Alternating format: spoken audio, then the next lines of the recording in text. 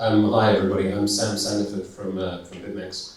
I run product and institutional sales at probably the first perpetuals exchange in the crypto space. And we're gradually trying to increase our market share back to where we used to be. Yeah, hi, my name's Nenter. I'm currently the global CEO of BitMart Exchange. Been in the role for 2 months. Prior to that, I was a partner at Animoca's venture fund. Pleased to be here. Hi, I'm Aaron. I used to be a fund manager before I bought the Pudgy Penguins. So I started as a community member, a regular holder, but 2 years later, I'm the Apex CEO of Pudgy Penguins. Hi, this is BitMEX here. I'm the head of business for the HBA Foundation, focused on Middle East and South Asian market. Yeah, I've been with them for 4 years. So we are a layer 1 chain, and I'm part of the venture. Thank you for the short introduction. As you know, our topic is we're going to speak about the current market conditions in the crypto space. The first question: how do you describe the current market conditions, and what do you see for the future, near future? What's going to happen? What's your thoughts on this? Please, we can start with Sam. Yeah, I mean, I think right now, being a derivatives exchange, we look really closely at Bitcoin and everything else follows.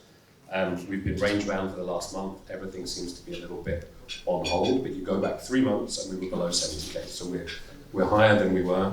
I think we're waiting for something to happen, and it's not really just pure geopolitics, and we'll get into that later. So I think we're transition and hopefully transition into a bull run, but we'll see what it becomes. Yeah.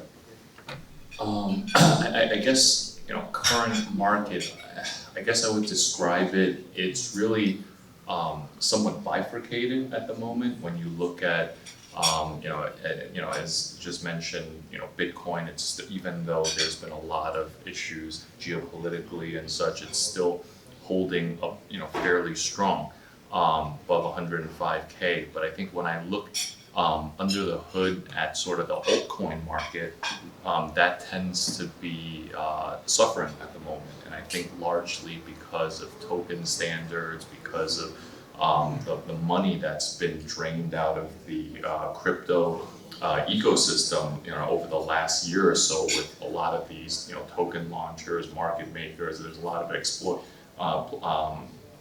extractive activity.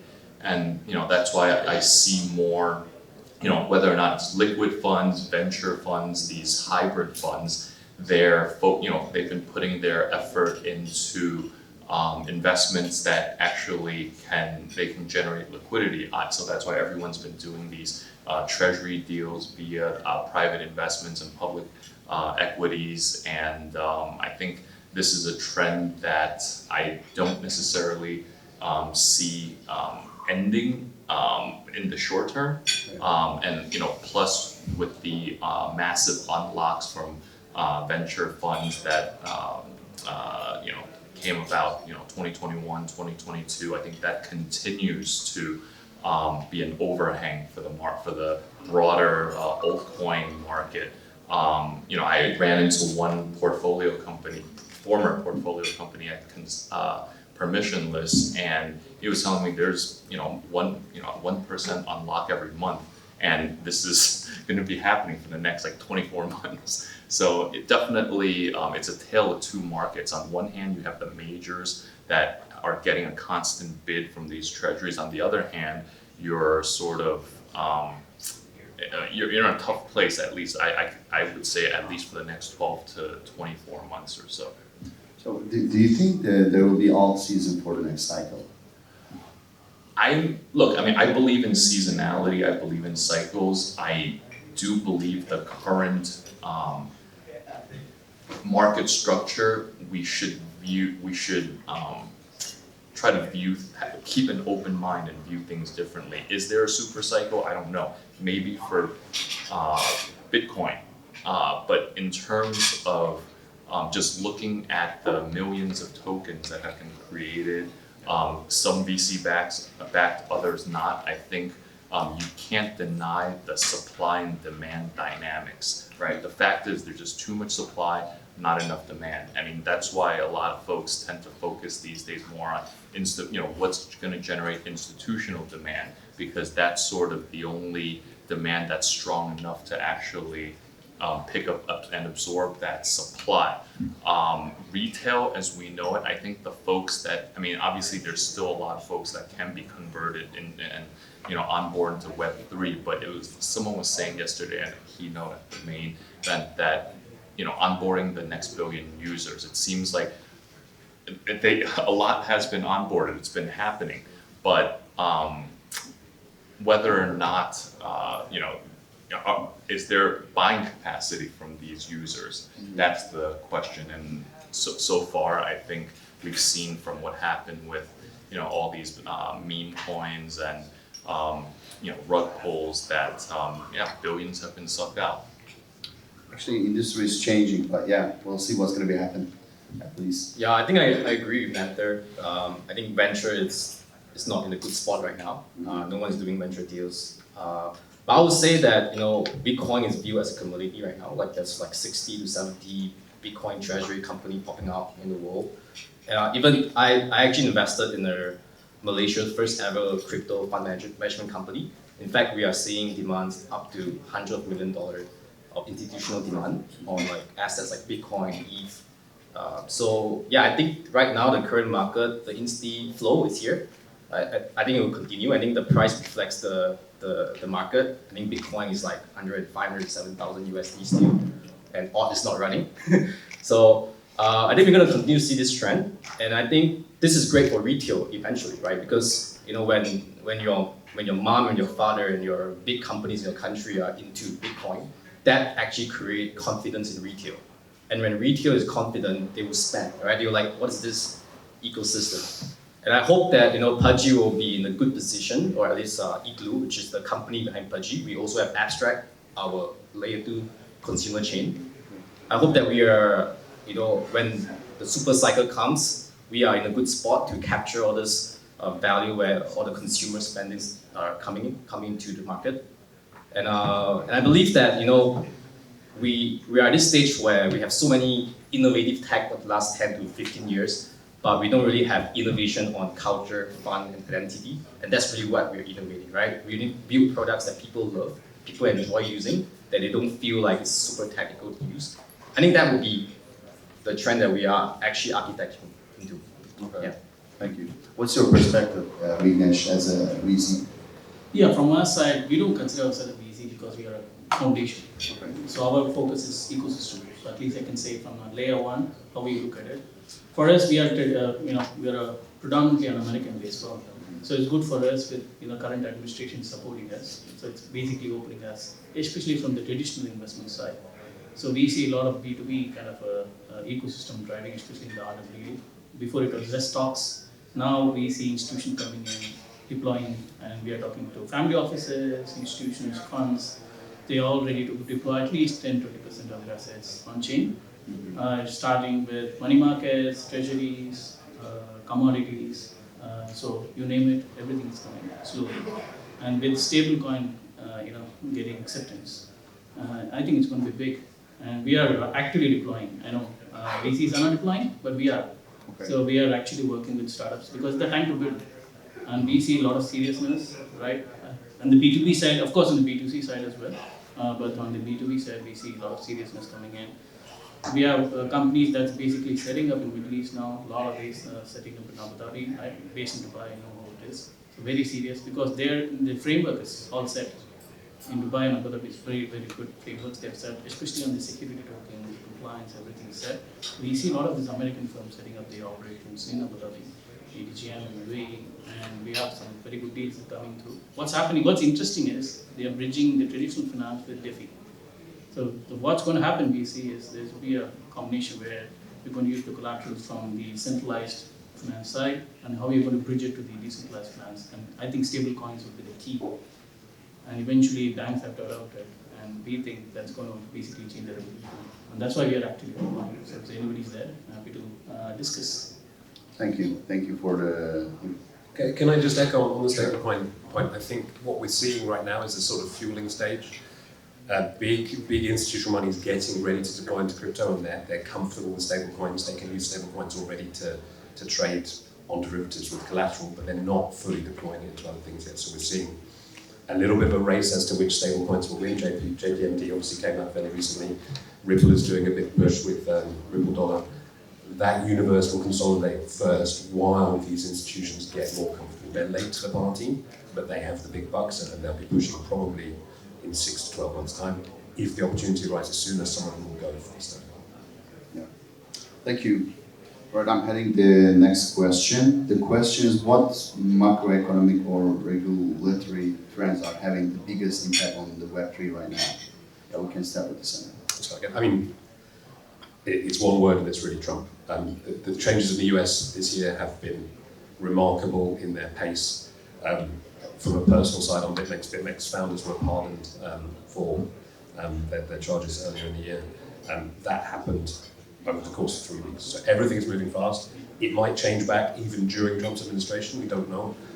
But effectively, that's where the action happens. We see Coinbase listing perps in 3 weeks' time. Robinhood will definitely follow. That is defining how the whole world of crypto is going to work, even if there's a regulatory divide between the US and the rest of the world. That's what's driving the agenda, I think, mostly. Right. Yeah, please go on. I think it's clearly, as mentioned, it's really just all about the U.S. right now. I think everyone's sort of, just even on the stablecoin side, right? Because of the U.S.'s willingness to act, then you have government bodies in Hong Kong, for example, pushing much faster, pushing the deadline. So you're starting to see, this is something that's going to continue happening, right? Everyone's sort of following the footsteps of the U.S. regulatory stance. Yeah, I think I totally agree. I think US is leading the charge here, and in fact, it's pushing other countries to, care more about this space. I think Singapore recently just tightened up the regulation on this space as well. In Malaysia, I think last week there's this Malaysian-backed stablecoin pop up. so I think you get to see more and more of this coming out from sandboxes around different governments, and I also agree. I think stablecoin, I didn't mention that just now. I think stablecoin infra is like 90% there, and even for Pudgy side, we've been seeing so many requests to collaborate on the payment side, right? Like everyone is doing a payment app, so I think we are at this stage where I think it's inevitable that crypto will be more and more mainstream because all this infrastructure and all this stablecoin asset is approaching maturity. Do you think, do we need more stable coins like this? Do we really need that? What do you think? Well, I think it's gonna be like the typical forex currency, right? Like I think every country want to own a stablecoin. Or maybe every company want to own a stablecoin. I don't know. Like I think the beauty is to see how this turn out. And I believe Tether is coming out with a new stablecoin, like an RWA-backed stablecoin. So I think really interesting stuff happening in this space. Okay. Please go on. Yeah, just adding on to what I said, it's a Trump factor. So basically that's the factor that's helping us as well. So Hedera, to be honest, is pumped as well because of that. And the US tokens and US countries are predominantly, I think, we have a positive outlook. And we are working with the regulators in the US. That's helping us to adopt that, bring it to Middle East. So working with Wara, for example, in Dubai, Abu Dhabi, so it's easy for us to have a conversation. Because most of these fund managers are also present there. So it's easy to have a conversation there. So we see, as the gentleman mentioned, I think slowly institutions are open. And it's very serious right now. And before it was like central bank digital currencies and all that. I think that's a big part now. So the stablecoin, especially USDC Circle, has been doing very well. And I think we are working with them as well. And we see a lot of banks coming up with their own stablecoin, payment companies, payment processors and all that. But I think it's still early to see who's going to win because that's still in the early stages. But I think it's exciting for us because bringing the Web 2 users to Web 3 and the other way around, an easy, seamless flow of liquidity between the TradFi and TradFi is the exciting part that we are looking at. And we are helping with creating the infrastructure for that right now. Okay. So I would love to also touch the narrative and trend side. As you know, guys, the last cycle actually trend was AI urgence, RWA, etc. Do you think these narratives will continue for the next cycle? What's your thoughts on this, Sam? I think probably yes. I mean, we've just been talking about RWA and stablecoins. That's something that's going to drive things. AI is just really beginning, right? I think we're beginning to understand what AI can do and also the limitations. So LLM is going to be the dominant thing to speed things up. But the next gen of AI, it may not come this cycle, but things that go beyond like interpolating within data points we already have and manage to successfully extrapolate from the feeding information they've got, that could be super interesting. But it's still a tech barrier that needs to be broken down, but there's a lot of effort going to that. Yeah. I tend to agree. I do think with RWA and tokenization of assets, there's no shortage of supply on that side to have illiquid assets tokenized. So I can see that continuing. Whether or not you're making money on it from an investment perspective is another, and the demand side, I think that's another conversation. But AI as well. I think. It's just the beginning. I guess to me, it's really not necessarily about the narrative. It comes down to how well the investment is structured. Because right now you have sort of, there's no framework around it, at least not in the past. And then you have, folks like the Blockworks team coming together with token guidelines and frameworks, right? Because there's no, this happened in TradFi, right? When, for example, like leverage loans started to become a thing, they set up the LSTA, an association by just a couple of different banks. So similar things are happening in our industry now. So I do believe it ultimately ends up coming down to the value accrual for the underlying investment, whether or not it's equity or token, because now as a VC investor, historically, we didn't really care about the safes, right? It's really about the token. But now it might be different depending on which is receiving most of the value that's being generated. So I think that is in part more important than there's going to be narratives across different, GameFi, AI, DeFi, etc. But it ultimately just comes down to the which ones are innovating and which ones are actually driving that value. This is correct. But the people and also a lot of VCs, they are only taking care of it for the token side and trying to make the money. Especially in the market, they are only focusing to making money with crypto. Nobody care about the product or utility side, if I'm not mistaken, right? This is my idea, what I see. I definitely think there's a very large, I would say there's a lot of, I'm sure coming from the VC side, you know as well as I do that I would say over 99% of projects that I would look at, I ultimately would not invest, right? It comes down to, but that's just I think that's the standard distribution when you're in VC land. You have to really find the ones that actually can justify as an longer term investment. We all know that crypto itself a lot of it is driven by shorter to mid-term momentum to sort of generate returns, which is fine. I think that's something that we have to accept when dealing with this asset class. But I think as the industry is starting to mature, folks are looking at it more from a longer term perspective. Even retail, I think retail, if you've been in the game for a couple of years or one or two cycles, you learn and you sort of it's not like people just stay in the same place forever, right? It's like, oh yeah, maybe I joined because of some meme hype or whatnot, but ultimately as you go down the rabbit hole and you start figuring out, hey, I like the space, let's see what's actually I can put my money to work for the longer term. So I think it's just part of the natural evolution. Yeah, thank you. So what's your thoughts on that? Yeah, I think AI is our savior, right? I think if you look at second half of last year, we had this meme coin super cycle. That is really narrative driven. And I don't think whoever that profit from this this phenomenon actually redeploy the capital into innovation? I don't think so, right? Because most of them are kids who hit the jackpot, right? So I'm glad that projects like AI16Z or even Virtual's protocol, they started the whole trend, and Virtual is a Malaysian company as well. And I think when they first started the trend, second half of the year, it was just like AI agent coins, right? And in fact, you look at it, it's almost like a meme coin as well. It's like AI agent kind of narrative.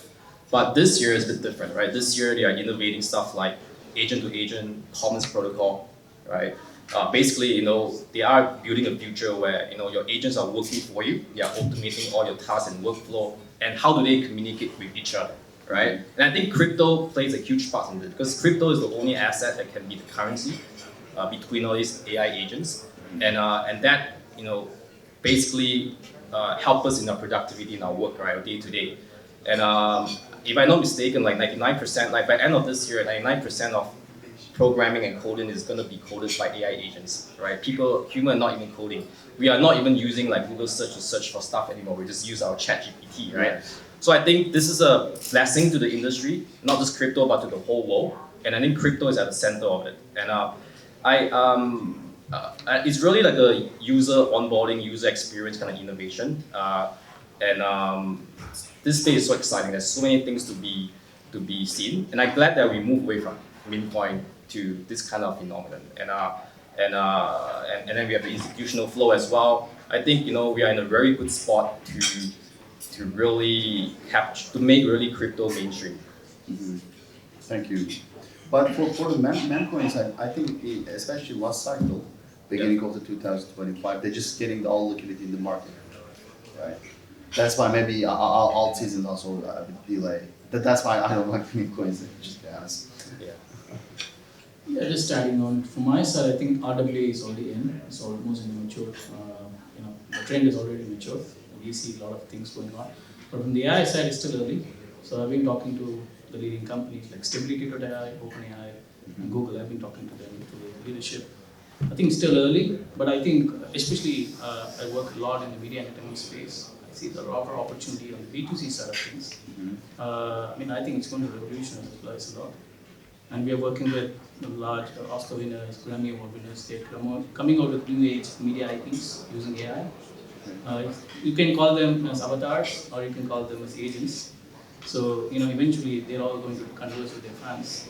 The fan engagement is going to be different, and we are going to use Web3 as a layer to engage with the fans, where fans can have ownership over their assets, including everything, right? NFTs and all that. So that's going to happen, and AI is going to enable that. But it'll all be in the background. I don't think the normal users are going to care. Whether it's AI or Web3, who cares? As long as he's able to get their asset seamlessly, that's what's going to happen. But we see a lot of opportunities there. We're already working with major LLM companies. But traditionally, the discussion has been on the use case, Web2 side. They don't care. It's Web3 blockchain, they don't care. As long as the use case defines narrative, that happens. But RWA side, definitely, I think RWA side, I see the maturity is happening on the tokenization and the B2B side.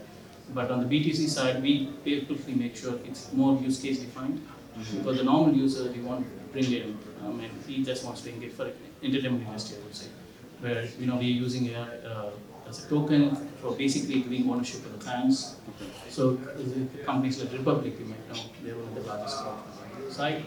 So they basically do help in tokenization of media IPs, and this is where we think future of AI, at least in the BTC side, I could see it will be in the backside of things.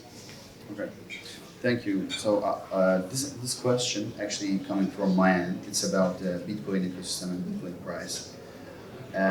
Especially last year, Bitcoin ETF supported price, and then some of the countries they just announced their Bitcoin reserve. That's why I think the Bitcoin domination is still high and very high.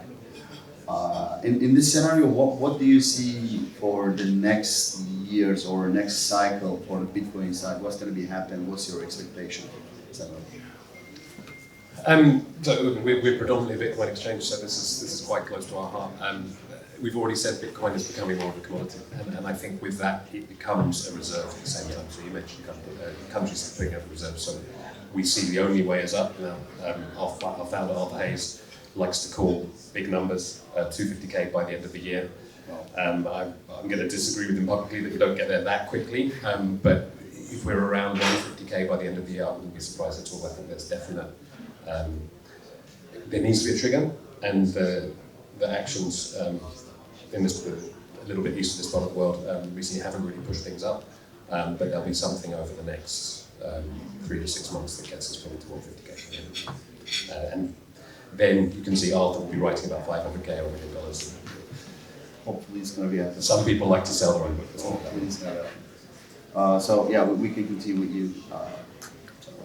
Yeah, I mean, I tend to agree. I think the 250 might be a stretch by the end of the year, but I don't see why 150 we can't hit that prior to year end. I mean, look, I think as long as there's a constant bid from these treasury programs via these reverse merger SPACs, I don't see it slowing down. I mean, Michael Saylor, every time over the weekend, he posts these the orange dots where he's buying, and you just see it doesn't go down. So I mean, as long as you have that constant bid, I mean, longer term, I definitely see, I can see where Bitcoin is, as it's become commoditized, right? So naturally the return profile will not be the same as prior cycles, but at the same time, as stablecoins are become more widely used, I just can't think of a better asset that folks would want, even retail. I don't see a better asset that you can put your money to besides Bitcoin. So I'm fairly bullish. Yeah. Yeah, I mean, nothing much to say. I think it's only up only. I hope we reach 1 million Bitcoin one day. I think it's a matter of when. It's not. Maybe not this year, 250. Maybe not this year. I don't know. Crazier things have happened, right? So, but yeah, I think talking about this ecosystem, definitely extremely bullish. And then you have to start thinking about layer 2 Bitcoin, trustless yield. I think Stack is giving like 4% yield per annum. So I think when companies and people who matters hold Bitcoin in the reserve, they will start to look at how do they collateralize that, do some fancy stuff, right? I think Bitcoin ecosystem is entering this renaissance period as this narrative getting more mainstream on the governmental side and the corporate side and the institute side. So exciting to see, because if Bitcoin wins, then the whole industry wins, I think. So we definitely need to root for success. Okay. Right. Yeah, just I think agreeing to what everybody's saying. Nothing much to add, but I would say I think it's slowly becoming the reserve currency. But eventually, the governments and the funds will start holding Bitcoins. That's a good start, especially for altcoins like us. Probably that's a good start. That's like a benchmark. With Bitcoin, then I consider gold. So then you have Ethereum, like silver. Yeah. So eventually, everybody will come in, right? That's good for us, for the industry. Yeah, we'll see. Can't wait. The crypto is very excited. So thank you for your valuable thoughts. It was really amazing panel and very informative panel. Thank you for joining us today, and big applause for our panelists. Thank you for listening to us. And we are having the next panel.